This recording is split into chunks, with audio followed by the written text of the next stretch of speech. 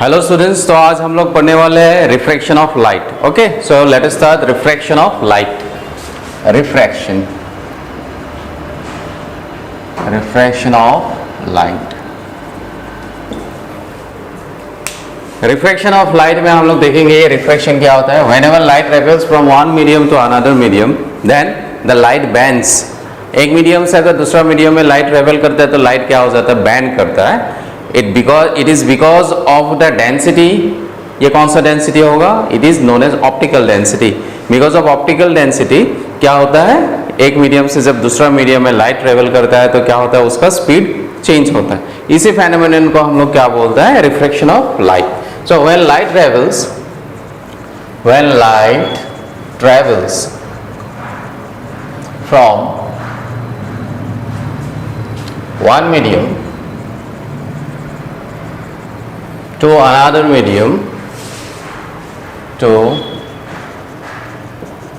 another medium light bends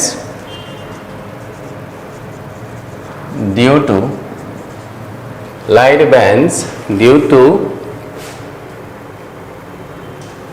optical density. Light bends because of optical density of the two medium.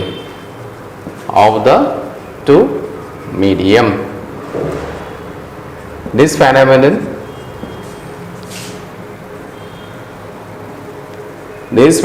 is called refraction of light. It's called refraction of light. Suppose, let us say, this is one medium. Suppose this is medium 1 and this is another medium. Light is coming in this way. It is incident at a particular angle. Suppose say this is the normal, so this will be the angle of incidence. Now light is traveling from medium 1 to medium 2. Now what will happen? After it reaches this point, okay, what will happen? This light, the speed of this light will change because the density of this medium is different. Suppose say this is water and this is air. So both the mediums have different optical densities, and because of this difference in densities, optical densities, the speed of the light will be different in these two mediums. So it will move in this way.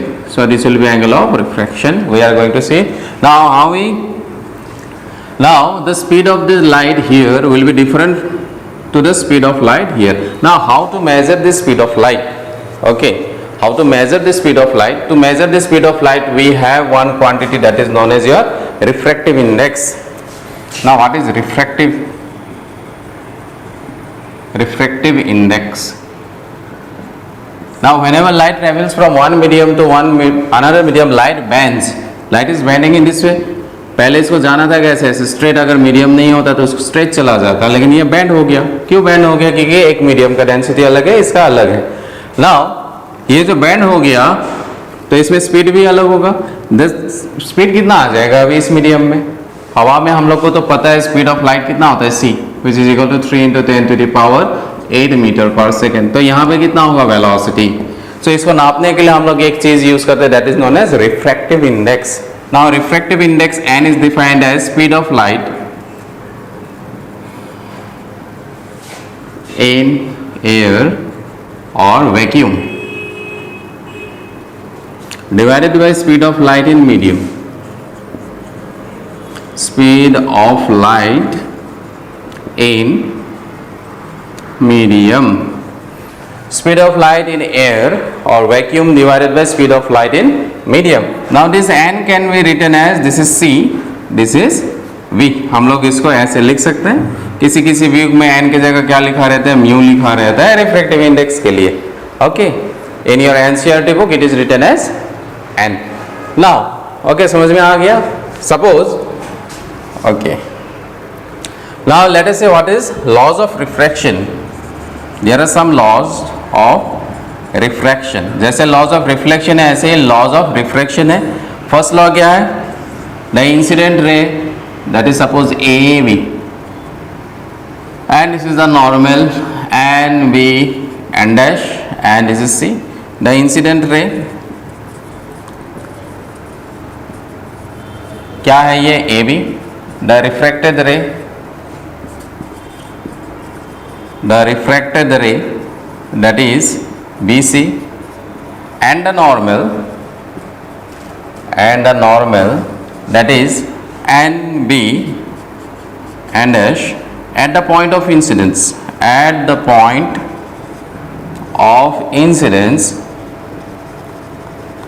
all lie on the same plane. सभी कहाँ लाई कर रहा है? Same plane में लाई कर रहा है. Incident ray, refracted रे एंड द नॉर्मल सब किस चीज में लाई कर रहेगी? प्लेन में लाई कर रहा है. This is first law of refraction.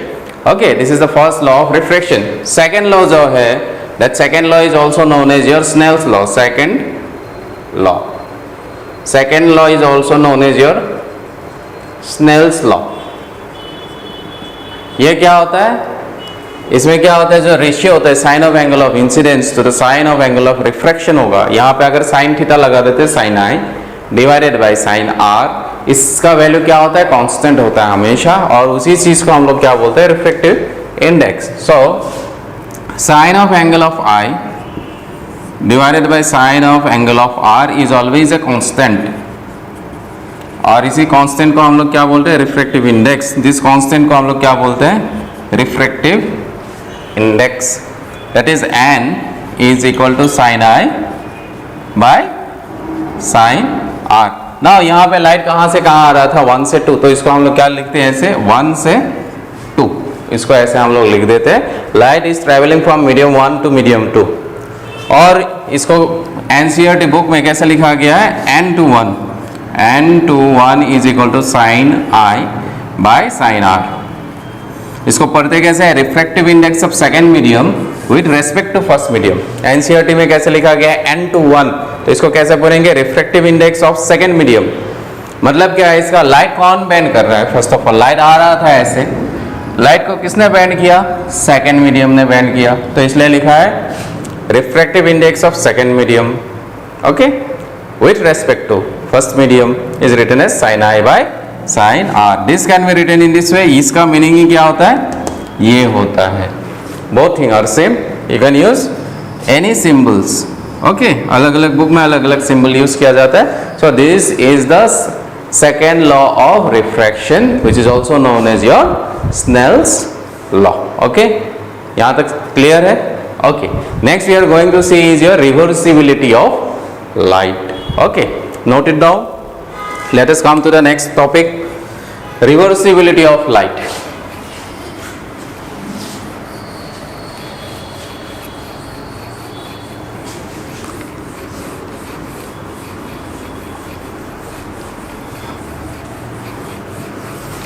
Reversibility of light. Now light जिस पार्ट से आता है उसी के अगर परपेंडिकुलरली हम लोग एक क्या मिरर रख देते हैं तो लाइट उसी पार्ट से वापस चला जाएगा. तो उसी को क्या बोलेंगे? Reversibility of light. ठीक है, देखते हैं अभी क्या बोल रहा हूं मैं. इसी को हम लोग अभी पढ़ेंगे. Reversibility of light.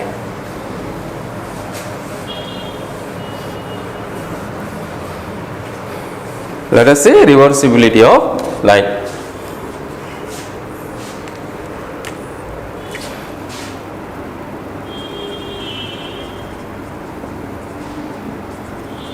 Reversibility of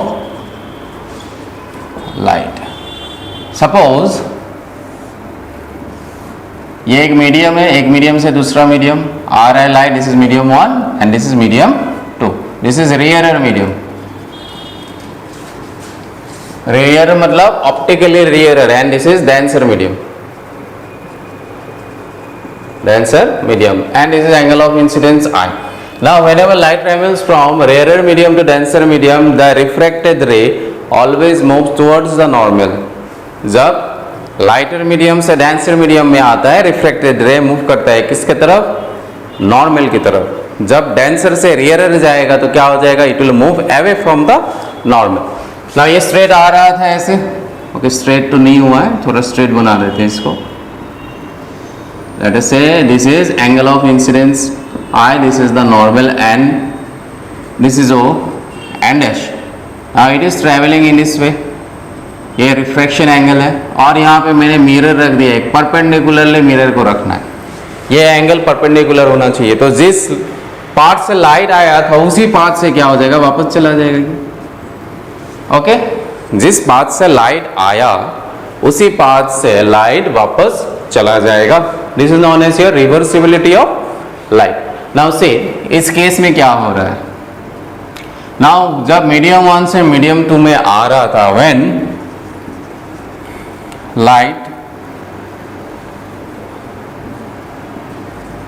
light is coming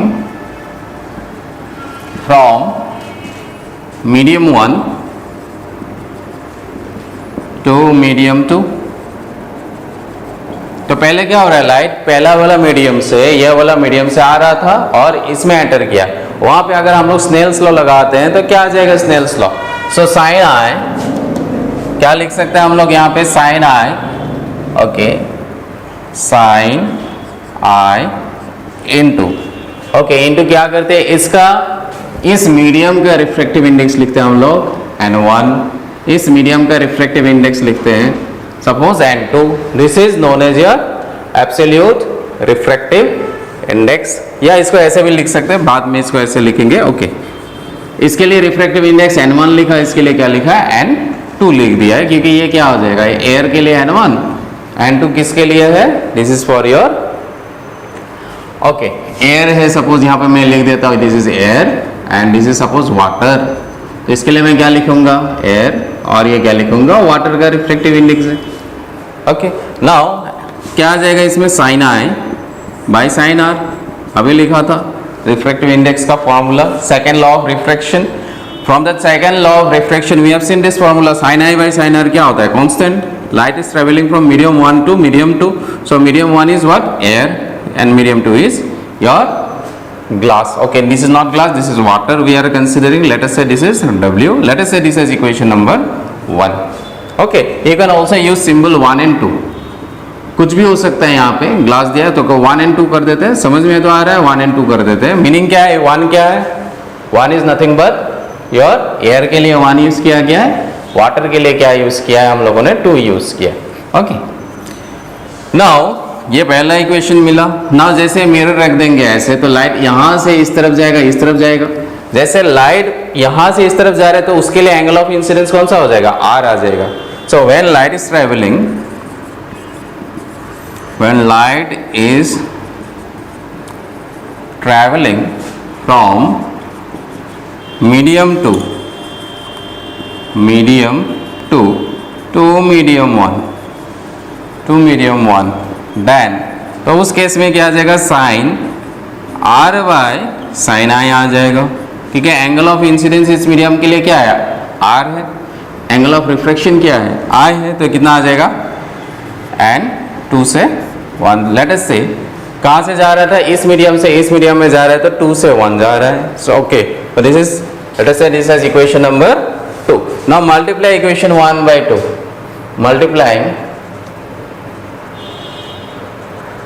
equation 1 and 2, 1 और 2 को मल्टीप्लाई कर देते तो कितना आ जाएगा।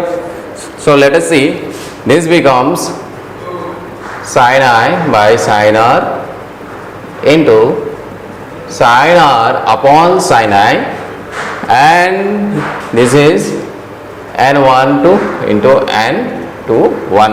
This I gets cancelled out, so you will get this equal to 1 is equal to n1 2 into n2 1. So हम लोग क्या बोल सकते हैं, n 1 से 2 इक्वल टू 1 डिवाइडेड बाय 1 के नीचे आ जाएगा n to 1. That means refractive index of medium 2 with respect to medium 1 is reciprocal of refractive index of medium 1 with respect to medium 2. इसी चीज को क्या बोलते हैं, रिवर्सिबिलिटी ऑफ लाइट. आ रहा है, क्लियर है क्या हो रहा है, ये फॉर्मूला याद रखना है. We can write that is n12 को कैसे लिख सकते हैं, 1 डिवाइडेड बाय n21. इसका मीनिंग ये है, इसी को बोलते हैं हम लोग reversibility of light. Okay okay, next let us see what will happen when refraction takes place through a glass slab. एक ग्लास स्लैब के थ्रू अगर रिफ्रैक्शन होता है तो उस केस में क्या होता है, let us see now. Refraction through a glass slab. refraction through a glass slab. Now let us say this is a glass slab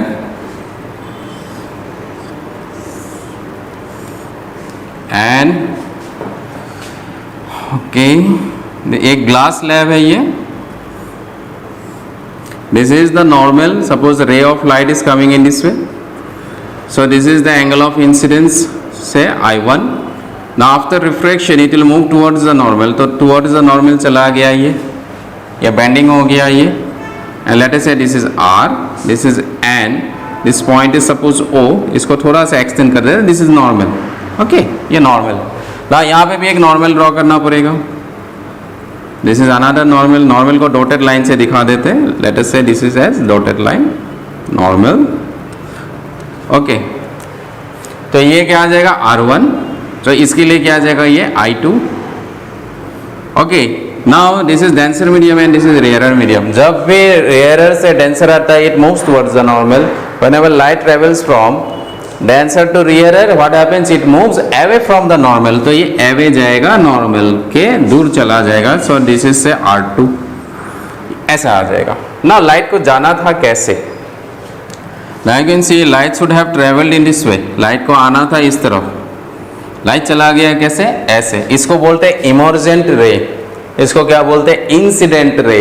इसको क्या बोलेंगे? इमर्जेंट रे. इमर्जेंट रे and this is incident ray.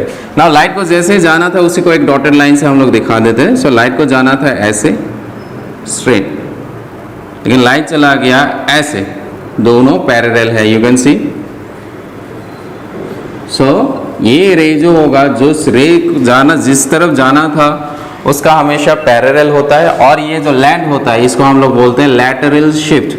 This is known as your lateral shift. इसको हम लोग बोलते हैं लैटरल शिफ्ट. शिफ्टिंग कितना हो गया? रे को आना था ऐसे और वापस इस तरफ जा रहा है वो. तो इसको क्या बोलेंगे हम लोग? Lateral shift. And let us say this the thickness of the glass slab is T. इस ग्लास स्लैब का जो थिकनेस है वो कितना है? T है. Okay. Let us say this is the normal. Let us name this point. This is O. Okay. Suppose this is point is P. This point is Q and this point is R. Okay. ना यहाँ से हम लोग क्या क्या निकाल सकते हैं? Let us say ये lateral shift ही कितना होगा? ये shifting कितना हो गया? Lateral shift. So इसी को find out करते हैं हम लोग. Okay. Let us find it out. क्या होता है lateral shift in this case?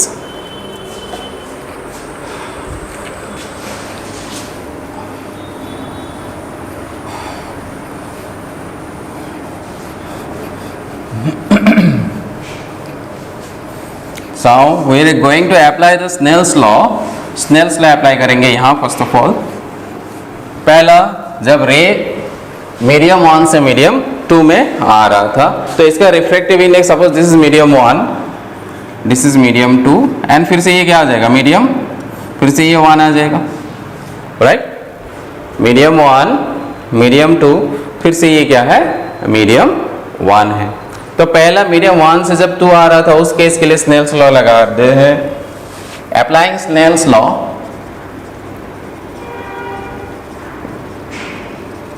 Snell's law at, suppose this is A, at O. O में लगा देते हैं, एट ओ. तो क्या आ जाएगा स्नेल्स लॉ लगाने से? जिस मीडियम में रे ऑफ लाइट है उसका एंगल ऑफ इंसिडेंस कितना है? I1. तो क्या लिखेंगे? Sine I1 into refractive index उस मीडियम का N1. Okay, we can write it in this way. Next, medium second में कितना एंगल ऑफ रिफ्रैक्शन? R. और इसमें रिफ्रैक्टिव इंडेक्स कितना है? N2. So we can write this, that is N1. इस medium में एंगल ऑफ इंसिडेंस कितना है? I1. और इस मीडियम में रिफ्रैक्टिव इंडेक्स कितना है? N1 है. और इस मीडियम में रिफ्रैक्टिव इंडेक्स कितना है? R2. और रिफ्रैक्टिव इंडेक्स कितना है? N2. और एंगल ऑफ रिफ्रैक्शन कितना है? R1. Okay, this is R1. इसको हम लोगों ने इसको ऐसे लिख सकते हैं. ना यहाँ से हम लोग को पता है sine i by sine r करते हैं, sine i one by sine r one. I को यहाँ रखा तो ये क्या आ जाएगा, sine i by sine r one, it becomes n2 by n1। n2 by n1 का मीनिंग क्या होता है, ओके इसको लिख देते हैं as equation number 1। Again applying Snell's law, applying Snell's law at P में लगा देते हैं, एट P में लगाते हैं। P में इस मीडियम क्या है, इस मीडियम का रिफ्रैक्टिव इंडेक्स कितना हो जाएगा 2, ओके। एंगल ऑफ इंसिडेंस कितना है I2, तो क्या लिखेंगे sine of I2 into refractive index of that medium that is N2 is equal to sine of, this is R2 दिया हुआ है और उसका रिफ्रैक्टिव इंडेक्स कितना आ जाएगा फिर से N1। तो यहाँ से हम लोग क्या लिख सकते हैं N2 upon N1। so let us bring it here as sine, okay, sine I2 by sine R2 is equal to N1 by N2, ये आ जाएगा। let us say this is second equation, okay। ना हम लोग को main intention क्या है, इसके लिए इक्वेशन ये लिख सकते हैं इस पॉइंट पे, और यहाँ पे जो हम लोग स्नेल्स लॉ लगाएंगे तो कैसा आ जाएगा, ये आ जाएगा। Now what we want to find, we want to find this is lateral shift, let us say this equal to d, ये लेंथ कितना हो जाएगा। Now you can C one thing, angle of deviation कितना हो जाएगा, अभी रे of light को जाना था ऐसे, घूम गया ऐसे, तो ये एंगल क्या हो जाएगा, एंगल ऑफ डेविएशन डेल्टा। इसको जाना था कैसे, इस रे को जाना था ऐसे और घूम गया ऐसे, तो डेविएट कितना हो गया, ये डेल्टा एंगल डेविएट हो गया ना। Angle of deviation, angle of deviation delta या साइन डेल्टा बोल देते हैं। अभी यहाँ पे हम लोग ये डेल्टा, एंगल ऑफ डेविएशन क्या है, यहाँ पे डेल्टा है। नाउ हम लोग क्या करते हैं, हम लोग को क्या चाहिए mainly, okay let us do one thing, this point is P, यहाँ ड्रॉ कर देते हैं। ये जो लेंथ होगा यहाँ से एक परपेंडिकुलर लाइन ड्रॉ करेंगे तो वही लेंथ आ जाएगा, बोथ आर सेम। यहाँ पे लाइन, इसके बीच में जो डिस्टेंस होगा यहाँ पे एक परपेंडिकुलर लाइन ड्रॉ करने से भी क्या आ जाएगा, उतना ही लेंथ होगा वो। सपोज दिस इज L, इस पॉइंट को हम लोग बोल देते हैं L। ये कितना आ गया angle, this is 90 degree, this is 90 degree, okay. So what we know, this is delta, तो डेल्टा का वैल्यू क्या हो जाएगा, from the figure you can see delta equal to this, delta equal to कितना आ जाएगा, ये पूरा एंगल कितना है, this whole angle is I1, so this whole angle vertical opposite वो भी कितना आ जाएगा I1, from the figure you can सी ये पूरा कितना है I1 है। क्यों, ये एंगल और ये एंगल वर्टिकली ऑपोजिट है, यू कैन सी ये ऐसा जा रहा है, ये ऐसा जा रहा है, सो I1 इक्वल टू कितना आ जाएगा, so what we can write, I1 is equal to R1 plus delta. So यहाँ से डेल्टा कितना आ जाएगा, delta is equal to I1 minus R, इसको हम लोग रख देते हैं। अभी ये डेल्टा का वैल्यू है, ये एंगल ऑफ डेविएशन का वैल्यू है ना। हम लोग को निकालना क्या है, PL, PL किसके बराबर है, D के बराबर है ना। हम लोग को PL चाहिए, what we want to find is PL, so we don't know, let us put it as PL in here. What do we know, let us say OP, OP, so from this triangle OPL, from triangle OPL, OPL triangle में PL divided by OP क्या हो रहा है, this is PL, this is PL मतलब क्या हो जाएगा, ये परपेंडिकुलर है, okay okay, and this is OP, OP क्या है, एंगल टच कर रहा है, ये डेल्टा एंगल टच कर रहा है, तो क्या हो जाएगा, वो बेस हो जाएगा। तो ये क्या हो जाएगा, परपेंडिकुलर बाय, अच्छा परपेंडिकुलर पे बेस नहीं होगा, ये क्या हो जाएगा, अब 90 डिग्री ऑपोजिट साइड है तो ये क्या हो जाएगा, हाइपोटेनस हो जाएगा। दिस इज 90 डिग्री, 90 डिग्री का ऑपोजिट साइड क्या होता है, हाइपोटेनस होता है, so V by H, so it is sine theta. So PL को कैसे लिख सकते हैं, so PL can be written as OP equal to sine delta. So PL is equal to OP sine delta. So PL equal to क्या आ गया, OP sine delta. इसके बाद हम लोग इसको सॉल्व करते हैं, फिर सिंप्लीफाई करके देखते हैं क्या आता है value. Okay, next this is PL equal to OP sine delta. This is OP। ना अगेन ये वाला ट्राइंगल देखते हैं ORP। इन ट्राइंगल ORP, ये वाला ट्राइंगल देखते हैं ORP। इसमें हम लोग को क्या चाहिए निकालना, वो वाला OP भी आ रहा है यहाँ पे, OP को लिख देते हैं। This is OP divided by हम लोग क्या लिख सकते हैं OR क्या हो जाएगा, thickness. OR is the thickness, तो ये कितना आ जाएगा, दिस इज एंगल R1 है, तो क्या आ जाएगा ये OP is your hypotenuse and OR क्या है, OR is your base, so this becomes सेक।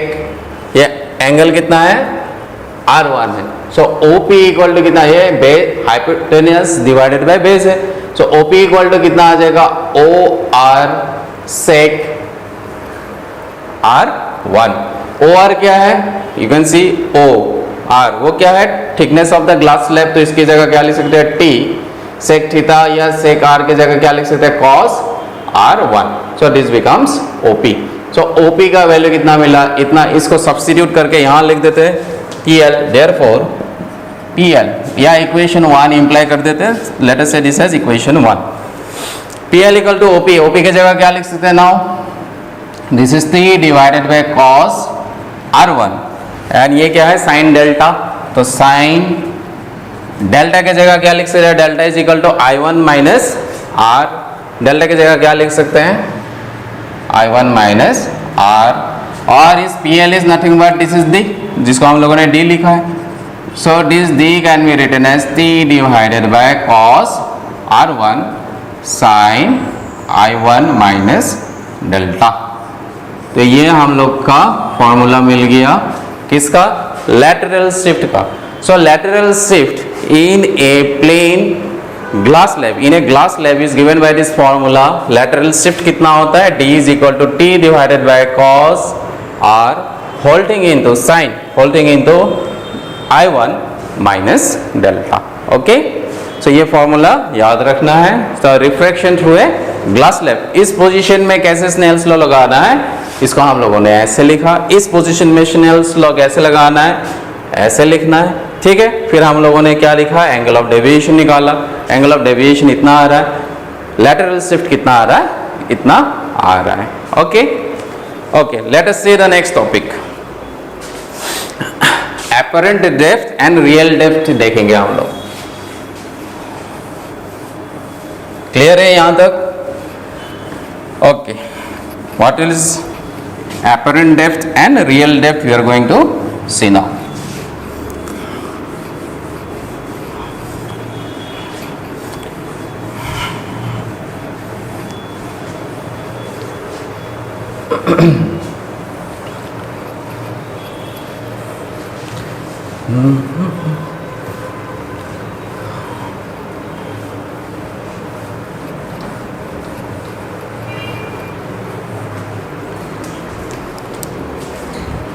अभी सब बम किए क्या? Apparent depth and real depth. Now let us see the diagram. और उसके बाद हम लोग समझते हैं क्या हो रहा है यहाँ पे। Suppose this is the surface. Okay, कोई भी चीज़ क्या हो रहा है, सपोज एक अंडरग्राउंड में है, ये ग्राउंड के अंदर है, सपोज ये पानी के अंदर है, सपोज कि एपरेंट डेप्थ रियल डेप्थ कहाँ आता है, apparent depth and real depth कहाँ आ जाएगा, only it will happen in case of water. क्योंकि वाटर में क्या दिखाई देता है हम लोग को, स्विमिंग पूल का बेड भी क्या दिखाई देता है, जो ओरिजिनली नीचे होता है उसको हम लोग जब ऊपर से देखते हैं क्या देखते हैं कि बेड ऊपर दिखा रहा है। दैट डेप्थ जो एक्चुअली है नहीं, लेकिन हम लोग को लगता है, that is known as your apparent depth. और एक्चुअल जो डेप्थ होता है उसको क्या बोलेंगे, रियल डेप्थ। इसके लिए हम लोग क्या देखते हैं, अभी एक रे डायग्राम देखते हैं और उसके बाद हम लोग समझते हैं इसमें क्या क्या हो रहा है। Okay, now let us say suppose this is an object, छोटा सा। Now see real depth and apparent depth के बीच में हम लोग रिलेशन देखते हैं. Let us see apparent depth किसको बोलेंगे. Apparent depth means the depth that appears to us. ठीक है, जैसे स्विमिंग पूल का बेड हो गया, जनरली वो क्या लगता है नीचे है, जैसे हम लोग देखते हैं वो ऊपर आ जाता है, एपरेंट हो जाता है, वो एक्चुअली वो ऊपर नहीं है, हम लोग को लगता है कि ऊपर है. नाउ लेट अस से एक ऑब्जेक्ट है ये, late us say this is an object, वो पानी के अंदर है ये. सो this is under water and this is the surface. Okay, water का सरफेस है ये.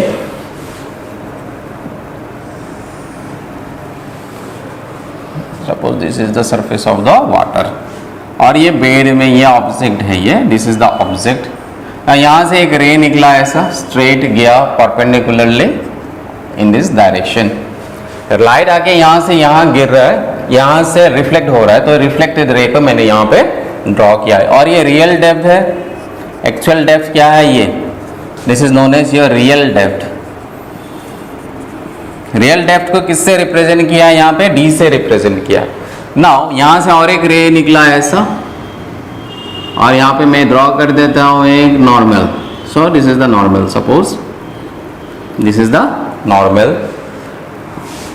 नाउ जैसे ही ये रे गया इधर, ये क्या बन जाएगा, एंगल ऑफ इंसिडेंस आई. यहाँ से क्या आ जाएगा, एंगल ऑफ रिफ्लेक्ट हो जाएगा. ये मीडियम दूसरा है, ये क्या है, रेयरर मीडियम है ये. And this is denser medium. Whenever light travels from rarer medium to denser medium, the reflected ray moves away from the normal. Now ये अगर I आ जाएगा, ये इस एंगल को क्या बोलेंगे, reflected ray R. Now यहाँ पे सपोज ऑब्जर्वर है, इसमें आंख लगा देते हैं एक. Here is the observer. तो इसको क्या दिखाई देगा, इमेज कहाँ दिखाई देगा, उसका इमेज क्या दिखाई देगा, ये रे तो बाहर जा रहा है, ये भी बाहर जा रहा है. So you have to produce this rays and they will meet at a point and at that particular point will get the image. So इसको प्रोड्यूस करते हैं बैकवर्ड, पीछे की तरफ, जहाँ पे इंटरसेक्ट करेगा वहाँ पे क्या मिलेगा, हम लोगों को इमेज मिलेगा. So this is the image that we will get. So this is the image I. Okay, now let us name this point. Suppose this is A, this point is B, this is तो O, I आ गया, ये C और ये suppose this is D. Now from the figure what you can see, that is BD is parallel to AO. BD और AO क्या है, parallel है. अगर ये दोनों पैरेलल है तो ये जो एंगल है, ये वाला एंगल, ये वाला एंगल के साथ क्या हो जाएगा, इक्वल हो जाएगा. क्यों इक्वल हो जाएगा, because this is alternate angle and ये पैरेलल लाइन का ये क्या आ जाएगा, ट्रांसवर्सल. ओके, क्लियर है यहाँ तक. नाउ ये जो एंगल है R, this angle will be equal to पूरा होल एंगल, ये पूरा एंगल के बराबर हो जाएगा. क्यों, वर्टिकली ऑपोजिट एंगल है. फिर से ये जो लाइन जा रहा है यहाँ से यहाँ, ये क्या है, ट्रांसवर्सल के जैसे काम कर रहा है. ये लाइन और ये लाइन क्या है, दोनों पैरेलल है. तो ये जो एंगल होगा, ये पूरा एंगल ये किसके बराबर हो जाएगा, इसके बराबर, क्योंकि वर्टिकली ऑपोजिट एंगल था ये R पूरा इस R के बराबर है. ये ज्यादा बड़ा ड्रॉ कर दिया, यहाँ दिखा देता हूँ. So this is whole R, ये पूरा R है. ये छोटा वाला क्या है, स्मॉल I है, पूरा क्या है R. Now this is the transversal, तो ये एंगल और ये एंगल क्या हो जाएगा, इक्वल आ जाएगा. Now from the figure you can C. Okay, now what we know, for a very small angle, for very small angle, what we can say, sin theta किसके बराबर होता है, sin theta is nearly equal to theta and tan theta also is equal to nearly equal to theta. sin theta theta के बराबर होता है, tan theta भी theta के बराबर होता है. so what we can say, sin theta is equal to tan theta बोल सकते हैं कब, when theta is very small. Now हम लोग निकालते हैं नाउ tan ऑफ I, क्योंकि sin I by sin R क्या होता है, रिफ्रैक्टिव इंडेक्स होता है. तो tan I by tan R निकालेंगे भी तो क्या मिलेगा, वही मिलेगा. सो tan I कितना आ जाएगा, from this figure tan I. Now tan I जो हो जाएगा, ये वाला ट्राइंगल देखते हैं AOB. ओके, पहले लिखता हूँ इन ट्राइंगल, कौन सा ट्राइंगल, AOB. इस ट्राइंगल में tan theta that is tan I क्या आ जाएगा, परपेंडिकुलर बाय बेस परपेंडिकुलर कौन सा है, ए बी है. What is the base, that is A O. Angle touch कर रहा है, जिसमें टच करेगा वो बेस हो जाएगा, that is A O. So let us say this is equation 1. Similarly in triangle A I B, tan are कितना आ जाएगा, परपेंडिकुलर बाय बेस. फिर से परपेंडिकुलर कौन सा है यहाँ पे, अच्छा यहाँ पे परपेंडिकुलर कौन सा है, ए बी है same, and the base is A I. Perpendicular by base.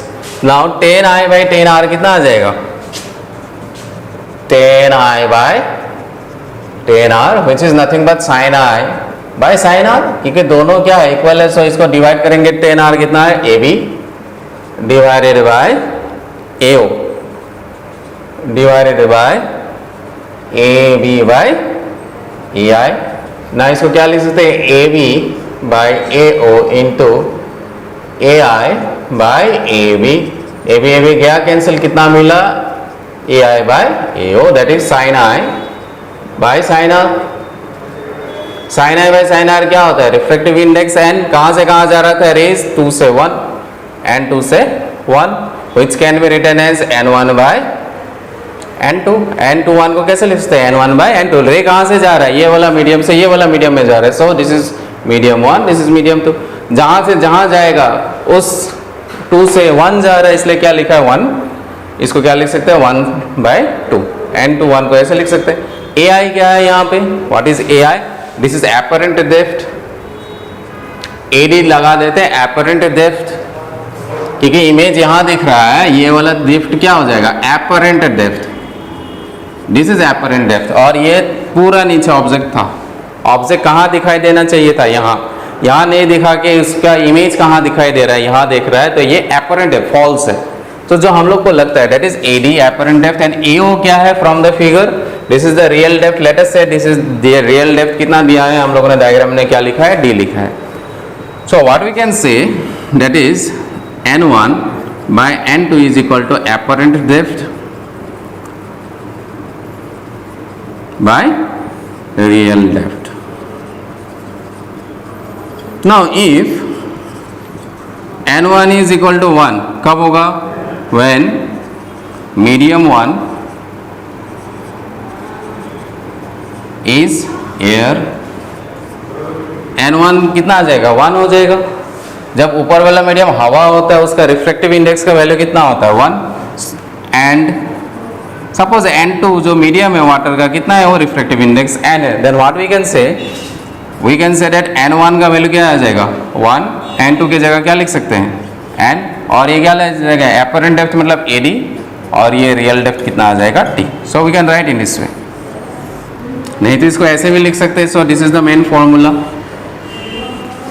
इसी चीज को कैसे लिख सकते हैं, n1 by n2 that is n2 by 1. 2 से 1 में जा रहा है, रिमेंबर 1 से 2 नहीं जा रहा है. Okay, this is travelling, light is travelling from medium 2 to medium 1. So you have to remember this formula.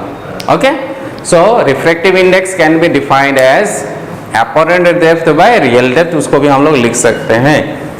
Now let us सी, और एक चीज होता है इसी चीज में, नोट कर लीजिए इसको. Next is your normal shift. ये शिफ्टिंग कितना हुआ, इमेज को कितना शिफ्ट किया उसने, उसको हम लोग फाइंड आउट करते हैं.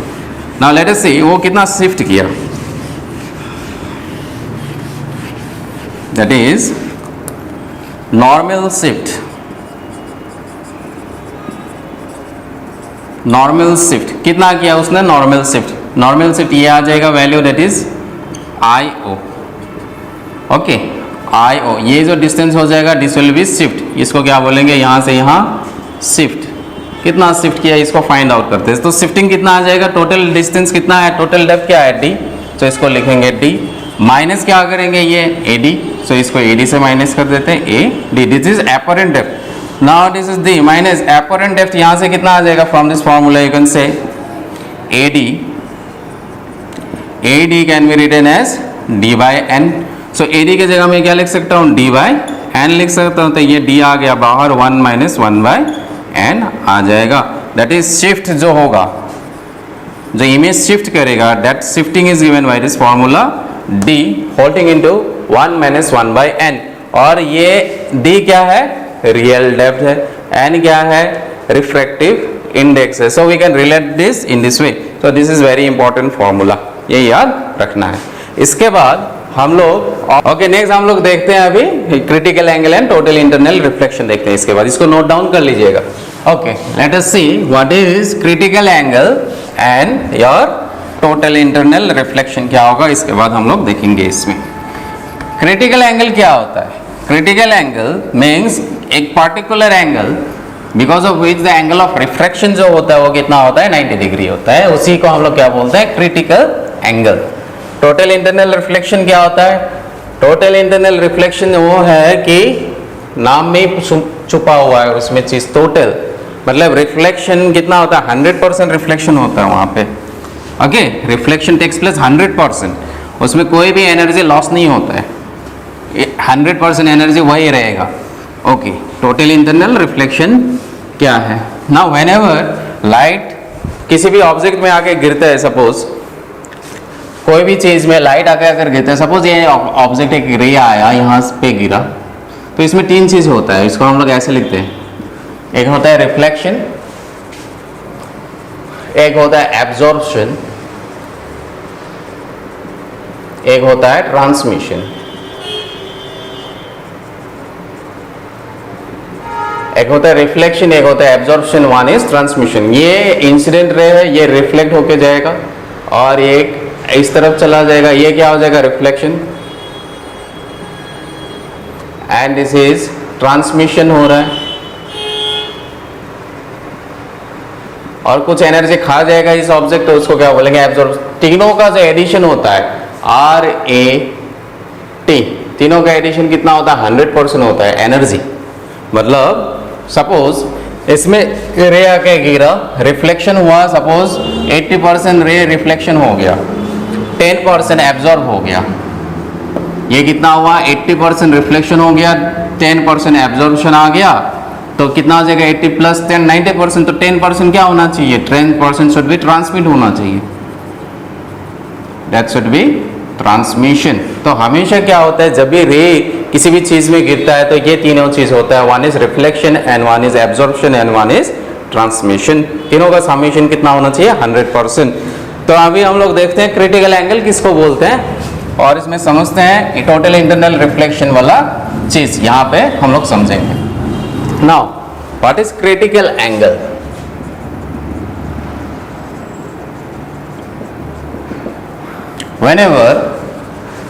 whenever ray of light travels from denser medium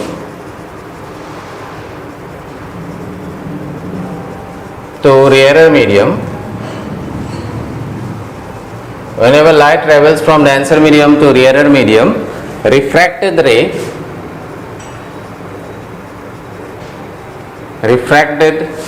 ray whenever light travels from denser medium to rarer medium, the refracted ray is 90 degree for a particular angle of incidence.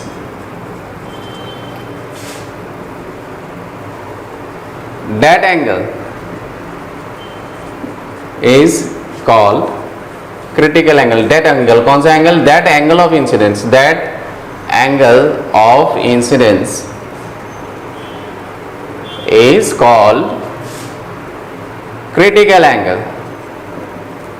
Is called critical angle. इसको समझते हैं bye ए drawing. Suppose एक रे है, ये rare medium है and this is denser. Rarer से denser एक रे जा रहा है. सपोज एक ऑब्जेक्ट है, यहां से एक रे गया, इसको नॉर्मल ड्रॉ कर देते हैं. नॉर्मल के बाद हम लोग देखते हैं, सपोज एक रे गया ऐसे, ठीक है. ये पार्टिकुलर एक एंगल है, इसको हम लोग बोलेंगे आईसी, क्रिटिकल एंगल. तो ये क्या होना था, इस तरफ बैंड करना था ऐसे ऐसे से. तो एक पार्टिकुलर एंगल होगा जिसके चलते ये क्या करेगा, बैंड कितना हो जाएगा, इसका एंगल ऑफ रिफ्रैक्शन हो जाएगा कितना, 90 डिग्री. ये जो एंगल है जिसके चलते रिफ्रैक्शन एंगल कितना है 90 डिग्री, उसी को क्या बोलते हैं critical angle.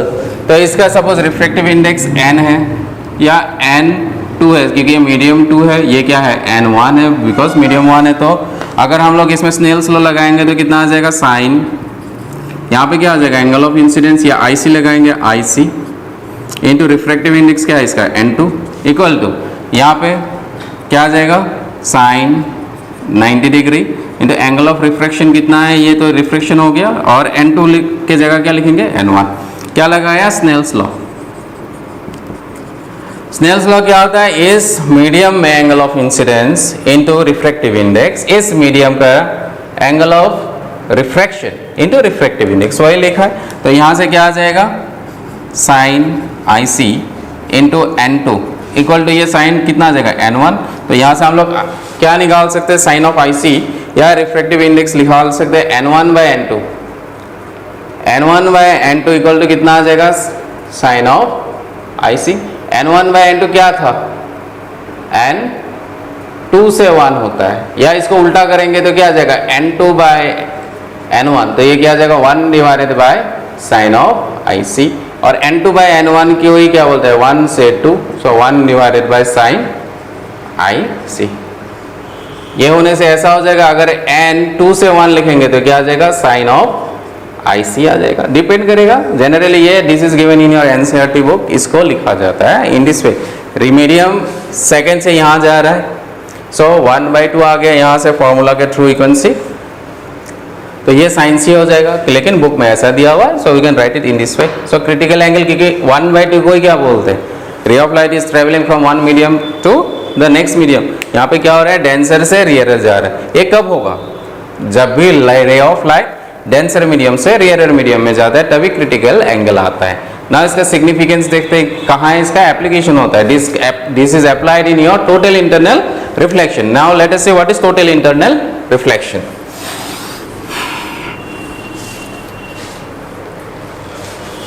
Total internal reflection क्या होता है, let us see now.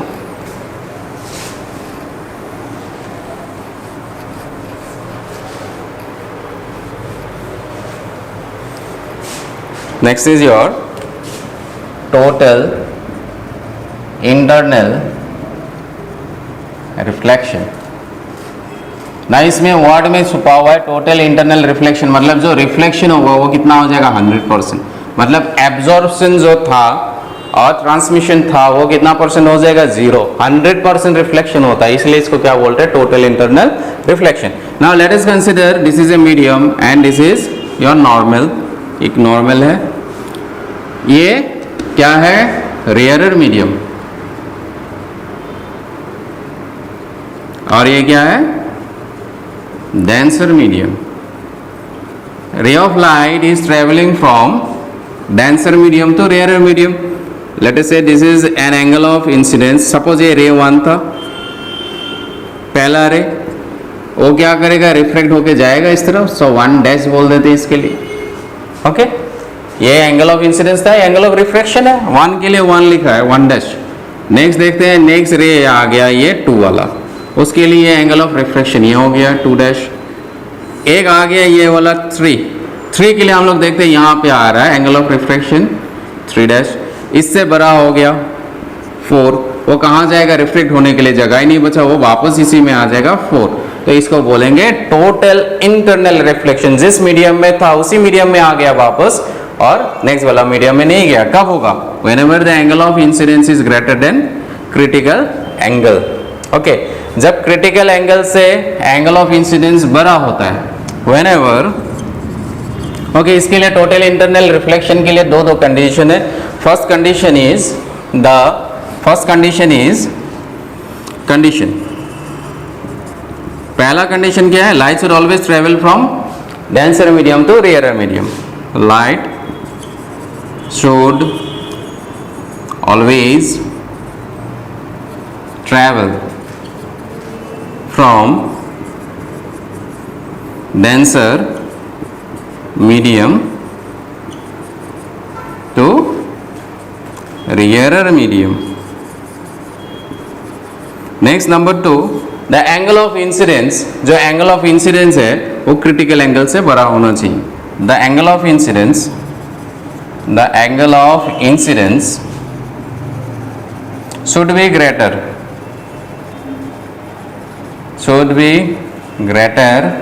than, remember, critical angle. Critical angle से अगर एंगल ऑफ इंसिडेंस बड़ा हो जाएगा तो क्या हो जाएगा, टोटल इंटरनल रिफ्लेक्शन होगा. और उसके लिए क्रिटिकल एंगल के लिए हम लोगों ने और एक ऑलरेडी हम लोगों ने इक्वेशन लिखा है. इसका एक एग्जांपल देखते हैं. सपोज इसके लिए एक टेबल है, ओके.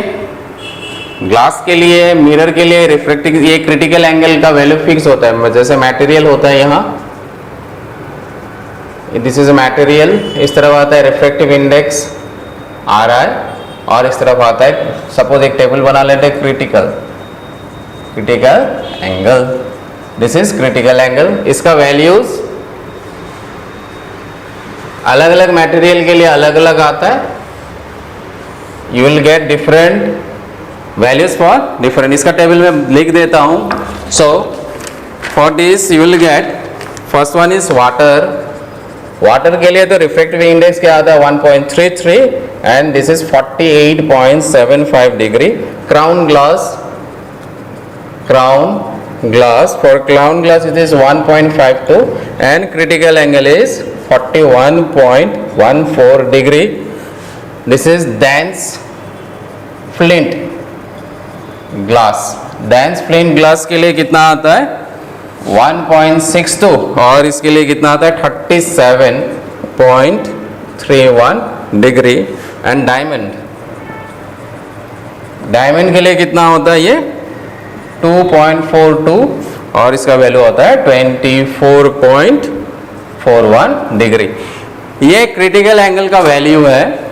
ये मटेरियल है, वाटर के लिए रिफ्रैक्टिव इंडेक्स इतना होता है, क्रिटिकल एंगल इतना होता है. मतलब अगर वाटर में इंसिडेंट रे 48 डिग्री से ज़्यादा करके जाएगा, जैसे ये एंगल ऑफ इंसिडेंस है, वाटर के अंदर अगर वो एंगल ऑफ इंसिडेंस 48 से ज़्यादा हो गया तो वाटर से बाहर रे ऑफ लाइट नहीं जा सकता, वो वापस उसी मीडियम में आ जाएगा.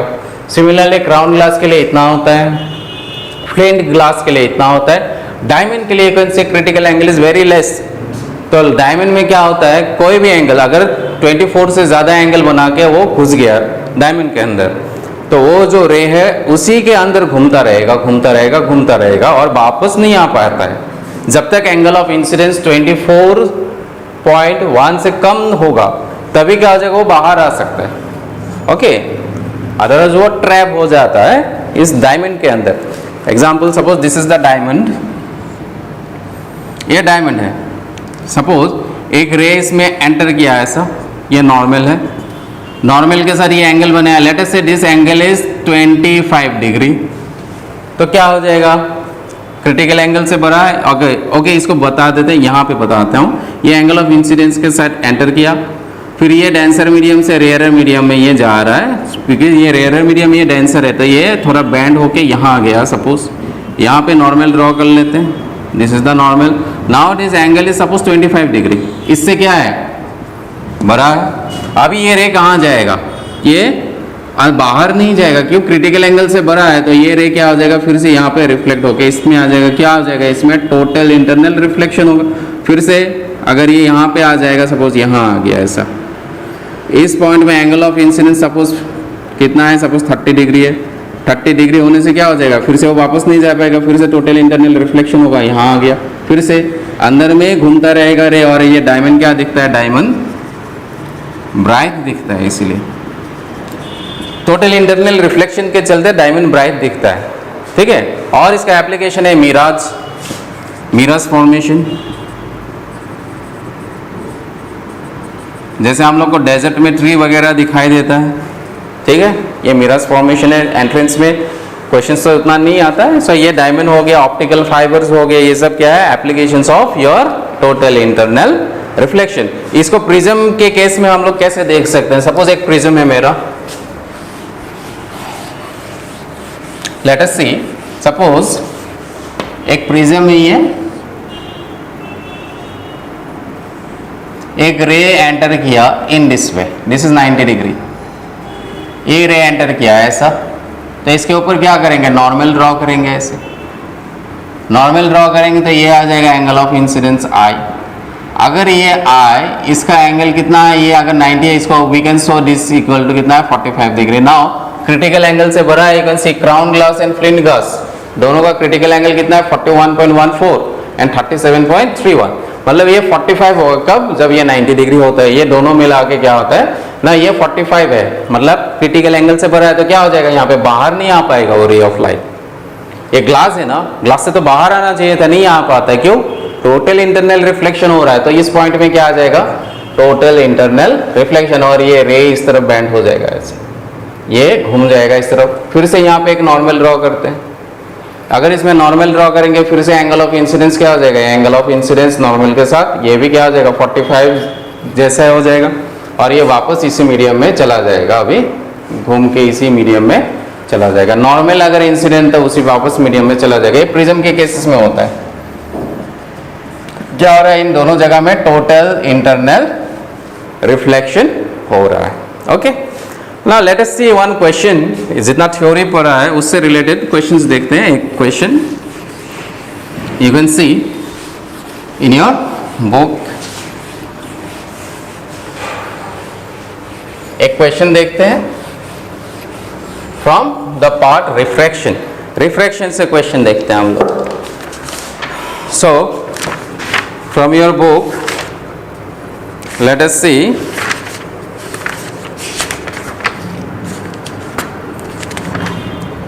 कम to question number 21। Question number 21 क्या दिया हुआ है, level 1, question number 21। Find the angle of incidence theta for which the angle of reflection. तो हम लोग को डायग्राम में क्या दिया हुआ है, this is given to us, okay, ये दिया हुआ है थीटा, और हम लोग को ये म्यू दिया हुआ है। म्यू मीन्स रिफ्रैक्टिव इंडेक्स, इसमें करेक्शन कर लेना, दिस शुड बी 3/2, ये दिया हुआ है। और हम लोग को पूछा है for the angle of incidence theta for which the reflected and refracted ray are perpendicular to each other। मतलब रिफ्लेक्शन भी होगा इस तरफ, सपोज ये क्वेश्चन में दिया हुआ है। ओके, मैं इसके बाद ड्रॉ करता हूँ जो कंडीशंस बोला गया है। कंडीशन में ये कि बोला गया कि जो रिफ्रैक्टेड रे होगा, तो रिफ्रैक्टेड रे किस तरफ जाएगा, इस तरफ, तो ये हो गया angle of refraction.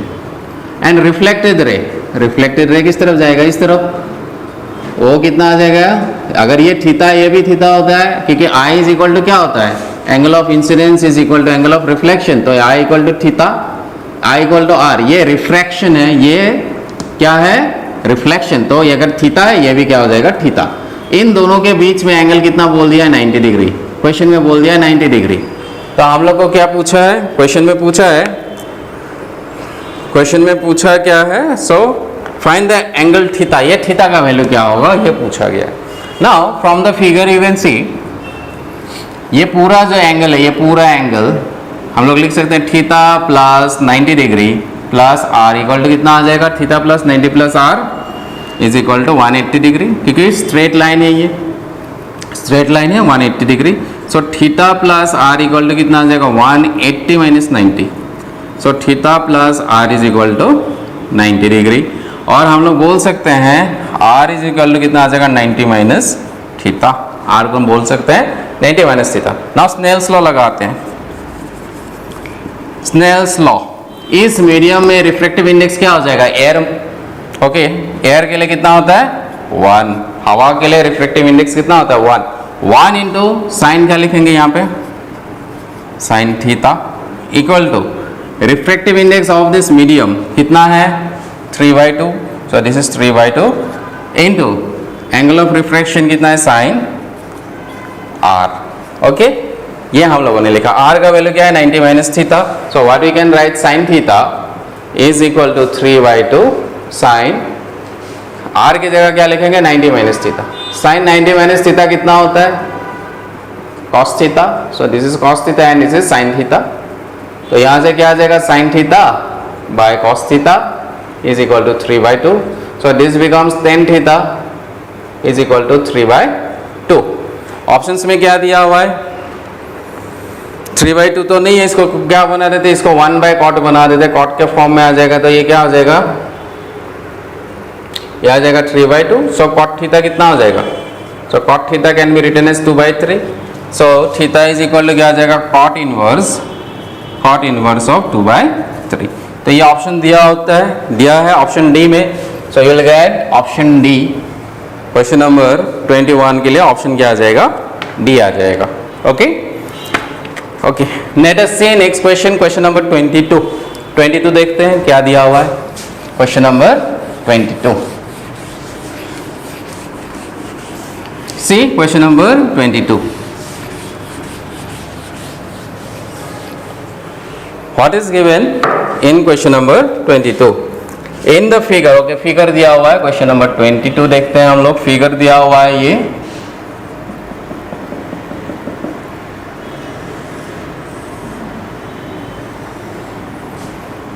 so this is angle is given to be how much, 30 degree. इस मीडियम के लिए रिफ्रैक्टिव इंडेक्स दिया हुआ है म्यू, कितना दिया हुआ है, 2. तो पूछा गया, ये डायग्राम में दिया गया है. This is given in the diagram. This is A, okay, this is B, this is C and this is D. Question में क्या पूछा है, in the given figure BC of the glass slab is silver. A ray of light incident on the face AB and emerges out of CD. Find the angle of emergence. ये रे जाएगा अंदर, reflect होकर बाहर जाएगा. Angle of emergence पूछा है, कितना हो जाएगा. लेट अस से ये रे गया इधर, इसको टच किया, यहाँ पे क्या आ जाएगा, नॉर्मल आ जाएगा. This will be the normal. Okay, अगर ये नॉर्मल आ जाएगा, दिस इज 30, तो ये भी क्या हो जाएगा, 30 डिग्री. ये कितना है, 90 डिग्री. तो ये एंगल कितना आ जाएगा, angle of incidence, angle of reflection. So this becomes 90 minus 30. सो ये क्या बन जाएगा, 90 माइनस 30, ये कितना आ जाएगा, 60 डिग्री. ओके, और इसको हम लोग बोल सकते हैं, ये एंगल आ गया तो angle of incidence will be equal to angle of reflection. ये दोनों एंगल इक्वल हो जाएगा, तो यहाँ पे नॉर्मल आ जाएगा. फिर से ये क्या है, डेंसर मीडियम, ये क्या है, rarer medium, it will move away from the normal. ये सपोज एंगल ऑफ इमर्जेंस है, ई कितना है वो पूछा है, what is the value of E. This is they have asked. Okay, this angle plus this angle plus this angle कितना आ जाएगा, 180 degree. So this is 90 plus 30, 120. 180 से 120 माइनस करेंगे तो कितना आ जाएगा, ये 60 डिग्री. तो सिमिलरली अगर ये 60 है, ये भी कितना आ जाएगा, 60. तो ये कितना आ जाएगा. ओके, हम लोग एंगल ऑफ इमर्जेंस पता नहीं है, ये 90 है. Okay, this is the angle of emergence. Normal के साथ कितना कर रहा है, ये एंगल निकालना है. What will be the value of this angle. So normal के साथ कितना एंगल करेगा. सो this is the normal, it will move away from that, it will move, कहाँ था ये, डेंसर से रियरर आ रहा है. डेंसर से रियरर आएगा तो रिफ्रैक्टेड रे moves away from the normal. अच्छा, अवे जाएगा ये, so it will move away in this way. Okay, ये आ जाएगा एंगल ऑफ इमर्जेंस ई. उस समय उल्टा ड्रॉ कर दिया था क्योंकि ये नॉर्मल है. ये डेंसर मीडियम है, ये क्या है, रियरर है. तो डेंसर से रियरर आता है, क्या करता है, it moves away from the normal. Okay,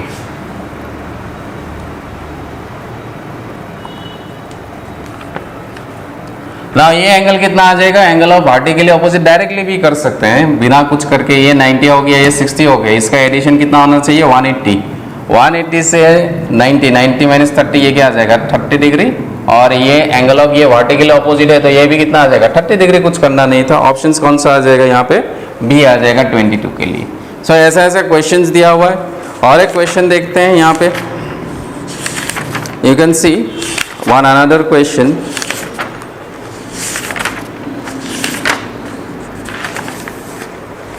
So, okay, what is given here, real depth and apparent depth के ऊपर ये क्वेश्चन दिया गया है इन page number 235. You can see that question. उसमें कौन सा फॉर्मूला यूज करना है, हम लोगों ने जो यूज किया, एपरेंट डेप्थ इक्वल टू कितना आ जाएगा, this is real depth. Real depth by refractive index. ये फॉर्मूला यूज करके ये क्वेश्चन सॉल्व कर लेना है। जो एग्जांपल्स दिया हुआ है इसको ट्राई कीजिएगा। Okay, in the next class we are going to see next theories और उससे रिलेटेड क्वेश्चंस करेंगे, क्योंकि रिफ्रैक्शन थ्रू हम लोगों ने क्या करना है, नेक्स्ट हम लोग को पढ़ना है, that is your lenses. Spherical lenses के थ्रू रिफ्रैक्शन में क्या क्या होता है, refraction through spherical surfaces we are going to continue in the next class. Okay.